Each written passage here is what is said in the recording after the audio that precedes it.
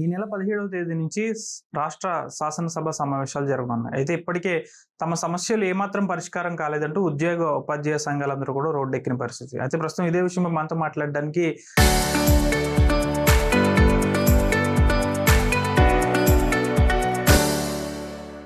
ఉభయ గోదావరి జిల్లాల teacher MLC Borra Gopimurthy ఉన్నారు. సార్, 17వ తేదీన మండల సమావేశాలు కూడా ప్రారంభం కానున్నాయి. ఉద్యోగ, ఉపాధ్యాయులకు సంబంధించి సమస్యలను ఏ విధంగా లేవనెత్తారు, వాటి పరిష్కారానికి మీరు ఏ విధంగా కృషి చేయదలుచుకున్నారు? కూటమి ప్రభుత్వం వచ్చి ఇప్పటికే 2 సంవత్సరాలు పైబడి అవుతా ఉంది. కూటమి ప్రభుత్వం వివిధ వర్గాలకే అనేక హామీలు ఇవ్వటం, ఆ వర్గాలు అమలు చేయటం కూడా జరుగుతూ ఉంది. కానీ ప్రధానంగా ఉద్యోగ ఉపాధ్యాయులు ఈ కూటమి ప్రభుత్వం రావటంలో పోస్టల్ బ్యాలెట్ల రూపంలో గతంలో ఎప్పుడూ లేనటువంటి విధంగా వన్ సైడ్గా కూటమి ప్రభుత్వానికి ఓట్లు వేశారు. కానీ ఉపాధ్యాయుల, ఉద్యోగుల సమస్యలు పరిష్కరించడంలో మాత్రం ప్రభుత్వం ఎందుకో తాత్సారం చేస్తూ ఉంది. అంటే ప్రధానంగా పిఆర్సీ 2023 జూలై 1తో పిఆర్సీ అమలు కావాలి. అది వాస్తవానికి గత ప్రభుత్వమే ఆ పిఆర్సీని అమలు చేయాలి. ఆ ప్రభుత్వం అమలు చేయలేదనే కోపంతో కావచ్చు, ఆ ప్రభుత్వం ఉద్యోగ ఉపాధ్యాయుల్ని ఇబ్బందులు పెడుతుందని కావచ్చు, ఈ ప్రభుత్వానికి కొత్తగా ఓట్లేశారు. మరి ఈ ప్రభుత్వం వచ్చిన వెంటనే ఈ ఉద్యోగులకి చాలా హామీలు అమలు చేస్తానని చెప్పి ప్రస్తుతం ముఖ్యమంత్రి గారు చెప్పడం కూడా జరిగింది. కానీ ఇప్పటి వరకు ప్రభుత్వ ఉద్యోగ ఉపాధ్యాయులకి ఈ ప్రభుత్వం చేసింది అయితే ఏమీ లేదు. అంటే 2023 జూలై 1 నుంచి అమలు చేయవలసినటువంటి పిఆర్సీకి కనీసంగా కమిటీ కూడా వేయలేదు. అంటే గత పిఆర్సీలకి ఈ పిఆర్సీలకి పరిశీలిస్తే 5 సంవత్సరాల ఈ పిఆర్సీ కాలం ఇప్పటికే 3 సంవత్సరాలు పూర్తి అయిపోయింది. గత ప్రభుత్వంలో 1 ఇయర్, ఈ ప్రభుత్వంలో 2 సంవత్సరాలు. అత్యధిక కాలం పిఆర్సీ వృధా అయినటువంటి కాలం ఏదైతే ఉందంటే ఈ 12వ పిఆర్సీ కాలమే. మరి పిఆర్సీ ఎప్పుడు కమిషన్ వేస్తారో, ఎప్పుడు ఇంటీరియర్ రిలీఫ్ ఇస్తారో, ఇప్పటికే గత 2-3 సెషన్లో కూడా దీన్ని నేను ప్రస్తావన చేశాను. కానీ ఇప్పటికీ ప్రభుత్వం స్పందించలేదు. కాబట్టి రేపు వచ్చే సెషన్లో కూడా ఈ రాష్ట్ర ఉద్యోగ ఉపాధ్యాయులకి ఈ పిఆర్సీని అమలు చేయాలి, పిఆర్సీ కమిషన్ వేయాలి, ఇంటీరియర్ రిలీఫ్ ఇవ్వాలి, ఆర్థిక బకాయిలు ఇవ్వాలని చెప్పి ఖచ్చితంగా మరొకసారి ప్రస్తావన చేస్తాను. అయితే అది కాకుండా, అంటే గత హామీలు అమలు కాకపోగా ఈ రోజున ఉపాధ్యాయులకు కొత్త సమస్యలు వచ్చి పడినటువంటి పరిస్థితి కనబడతా ఉంది. ఆ సమస్య ఏంటంటే ఈ రోజున సుప్రీంకోర్టు జడ్జిమెంట్ ప్రకారం 2011కి ముందు కూడా నియామకం పొందినటువంటి ఉపాధ్యాయులు టెట్ రాయాలనే ఒక సుప్రీంకోర్టు జడ్జిమెంట్ ఏదైతే రాజ్యాంగం రైట్ టు ఎడ్యుకేషన్ యాక్ట్లో ఉన్న ఒక క్లాజ్ ఆధారంగా వచ్చినటువంటి పరిస్థితి ఉంది. ఇప్పుడు ఈ రోజున మన రాష్ట్రంలో ఉపాధ్యాయులు చాలా తీవ్రమైనటువంటి ఆందోళనకు గురవుతూ ఉన్నారు. మరి దాని మీద ఇప్పటి వరకు విద్యాశాఖ మంత్రి గారు కానీ ప్రభుత్వం కానీ స్పందించలేదు. అంటే కేంద్ర ప్రభుత్వం మీద ఒత్తిడి తీసుకొచ్చి అటువంటి ఇబ్బంది కలిగినటువంటి క్లాజ్ని సరిచేసే విధంగా ఈ ప్రభుత్వం కనీసంగా ఈ సెషన్లో తీర్మానం చేసి కేంద్ర ప్రభుత్వానికి పంపాలని చెప్పి శాసనమండలిలో ప్రస్తావన చేస్తాను. రెండో వైపు ఆ ప్రయత్నం జరిగే లోపు ఉపాధ్యాయులకి ఒక స్పెషల్ టెట్ నిర్వహించాలని చెప్పి కోరగా స్పెషల్ టెట్కి ప్రభుత్వం అంగీకరించింది. ఆ స్పెషల్ టెట్లో కొన్ని రాయితీలు కోరుతూ ఉన్నారు. అంటే టెట్ అంటే టీచర్ ఎలిజిబిలిటీ టెస్ట్ కాబట్టి జనరల్ విద్యార్థులకి కొన్ని క్వాలిఫికేషన్ మార్క్స్ పెట్టారు. కానీ ఇవి ఆల్రెడీ టీచర్స్ క్వాలిఫై అయ్యి 10-15 సంవత్సరాల నుంచి పనిచేస్తూ ఉన్నారు. వాళ్ళకి ఆ విధమైనటువంటి టెస్ట్ పనిచేయదు.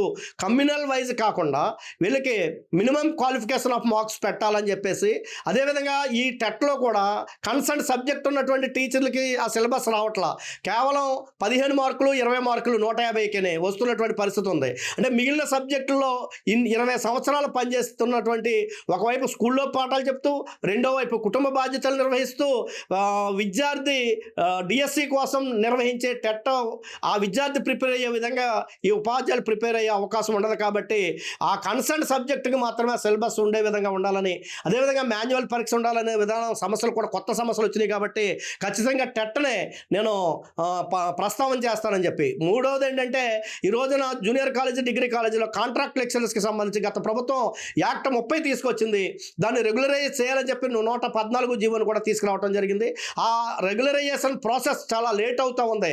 రెగ్యులరైజ్ చేస్తామని చెప్తా ఉన్నారు. మళ్ళీ దాంట్లో డిస్పారిటీస్ పెడతా ఉన్నారు. ఎటువంటి కండిషన్స్ లేకుండా 2023లో ఏదైతే యాక్ట్ వచ్చిందో ఆ యాక్ట్కి సంబంధించి క్వాలిఫికేషన్ ఉన్న వాళ్ళందరినీ కూడా రెగ్యులరైజ్ చేయాలని చెప్పేసి చెప్పడం జరుగుతూ ఉంది. అదేవిధంగా మనకి ఎయిడెడ్ పాఠశాలలో అన్ఎయిడెడ్ సిబ్బంది పనిచేస్తూ ఉన్నారు. కొన్ని హైకోర్టు సుప్రీంకోర్టు జడ్జిమెంట్లు సుదీర్ఘ కాలం పాటు పనిచేసి అర్హతలు కలిగినటువంటి ఆ లెక్చరర్స్ని జూనియర్ కాలేజీ ఎయిడెడ్ కాలేజీ కావచ్చు, డిగ్రీ ఎయిడెడ్ కళాశాలలో కావచ్చు, వాళ్ళని ఎయిడెడ్ పోస్టులో అబ్జర్వ్ చేయమని చెప్పి కొన్ని సుప్రీంకోర్టు హైకోర్టు జడ్జిమెంట్లు ఇచ్చినాయి. ఆ కోర్టు జడ్జిమెంట్లకు ఆధారంగా క్వాలిఫికేషన్ ఉన్న వాళ్ళని ఆ ఎయిడెడ్ పోస్టుల్లో మెర్జ్ చేయాలని చెప్పేసి అర్హతలు లేనటువంటి వాళ్ళని కనీసం మినిమం టైం స్కేల్స్ ఇవ్వాలని చెప్పి అటువంటి ఎయిడెడ్ పోస్టులోని. రెండోది ఏంటంటే ఈ రోజున అమ్మకు ఒడి అంటే తల్లికి వందనం పేరు చెప్పి విద్యార్థికి 15,000 రూపాయలు లో 2,000 రూపాయలు మినహాయించుకుని ఏదైతే శానిటరీగా ఉన్నటువంటి ఆయాలకి జీతం ఇస్తామని చెప్పి 2,000 మినహాయించుకున్నారు. గత ప్రభుత్వం మినహాయించుకుంది, ఈ ప్రభుత్వం మినహాయించుకుంది. అటువంటి మినహాయింపు జిల్లా పరిషత్ మండల పరిషత్తులో ఆ యొక్క మినహాయించుకున్న జీతాలని ఆయాలకి జీతాలు ఇస్తూ ఉన్నారు. కానీ ఎయిడెడ్ స్కూల్లో పనిచేస్తున్నటువంటి చదువుతున్నటువంటి విద్యార్థుల దగ్గర కూడా 2,000 రూపాయలు మినహాయించుకున్నారు. ఆ 2,000 రూపాయలు అక్కడ పనిచేస్తున్నటువంటి ఆయాలకి జీతాల రూపంలో ప్రభుత్వం ఇవ్వట్లేదు.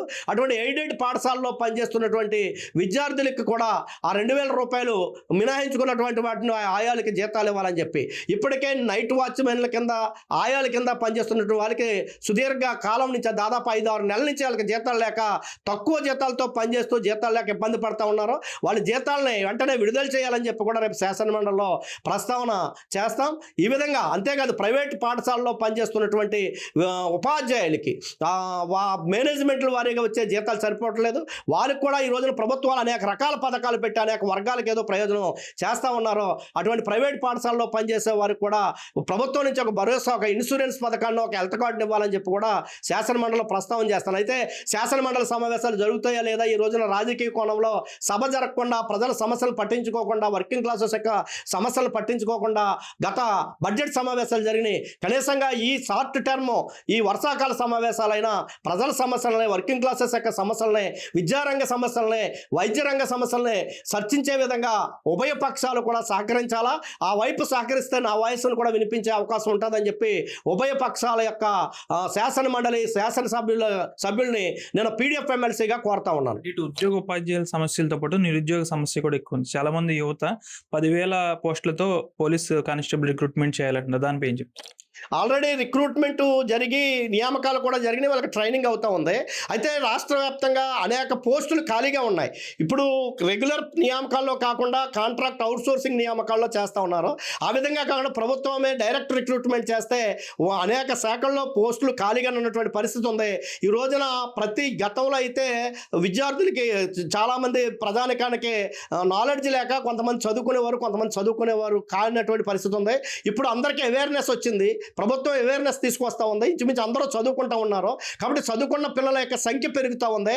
వాళ్ళ ఎడ్యుకేషన్ కంప్లీట్ అయిన తర్వాత వాళ్ళకి కావాల్సినటువంటి భరోసాని రాష్ట్ర ప్రభుత్వం ఇవ్వాల్సినటువంటి అవసరం ఉంది. కాబట్టి ఆ వైపు శాఖల వారి ఖాళీల్ని రప్పించుకుని కాంట్రాక్ట్ అవుట్సోర్సింగ్ పరిధిలో కాకుండా రెగ్యులర్ నియామకాలు జరిగితే వాళ్ళకి ఉద్యోగ భద్రత కల్పించే అవకాశం ఉంటుంది. కాబట్టి ఆ వైపు ఆ పోస్టులను కూడా నింపాలని చెప్పి కూడా ఈ సందర్భంగా ప్రభుత్వాన్ని పోలీస్ రిక్రూట్మెంటా లేదా రెవెన్యూలో ఉన్నాయా లేదంటే మున్సిపాలిటీలో ఉన్నవా అనేకమైనటువంటి ఖాళీలు ఉన్నాయి. ఆ ఖాళీలని నింపాలి. ఎందుకంటే ఈ రోజున ప్రభుత్వం అనేక పథకాలు పెడతా ఉంది. ఆ పథకాలు ప్రజల్లోకి వెళ్ళాలంటే యంత్రాంగం ఉండాలి. ఆ యంత్రాంగాన్ని కాంట్రాక్ట్ అవుట్సోర్సింగ్ సిబ్బంది కంటే రెగ్యులర్ ఉద్యోగులతో అయితే మరిన్ని ఫలితాలు సాధించడానికి అవకాశం ఉంటుంది. కాబట్టి అటువంటి నోటిఫికేషన్లు ఇవ్వాలని చెప్పి కూడా నిరుద్యోగుల పక్షాన్ని ప్రభుత్వాన్ని డిమాండ్ చేస్తారు.